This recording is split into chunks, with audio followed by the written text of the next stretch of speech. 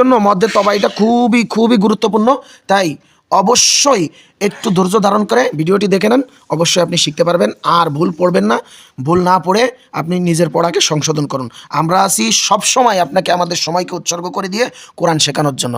আসসালামু আলাইকুম ওয়া রাহমাতুল্লাহ। মদের হরফ তিনটি, মদের হরফ তিনটি, আলিফ ওয়াও ইয়া, আলিফ ওয়াও ইয়া। মদের হরফ তিনটি, আলিফ ওয়াও ইয়া। জবরের বাম পাশে খালি আলিফ থাকিলে, জবরের বাম পাশে খালি আলিফ থাকিলে এক আলিফ টানিয়া পড়িতে হয়। যেমন বা আলিফ জবর বা,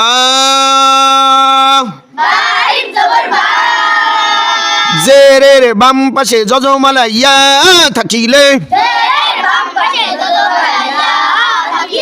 জেরের বাম পাশে যজমালা ইয়া থাকিলে এক আলিফ টানিয়া পড়িতে হয়। ইয়াকে মধ্যে তবাই বলে, পেশের বাম পাশে যজমালা ওয়াও থাকিলে এক আলিফ টানিয়া পড়িতে হয়।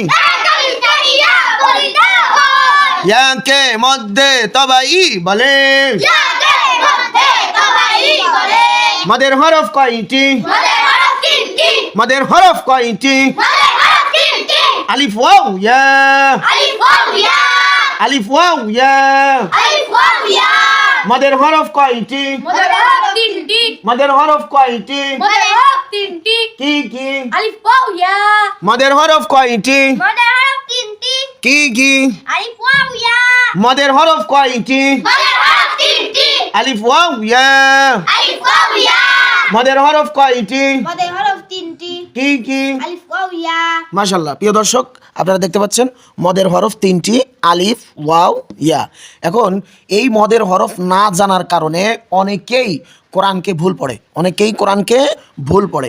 যেমন আপনি যদি পড়েন আলিফ লাম মিম যালিকাল কিতাবু লা রাইবা ফি, তাহলে এই পড়াটা আপনার সঠিক হবে। যদি আপনি বলেন যালিকাল, তাহলে এই পড়াটা আপনার সঠিক হবে না।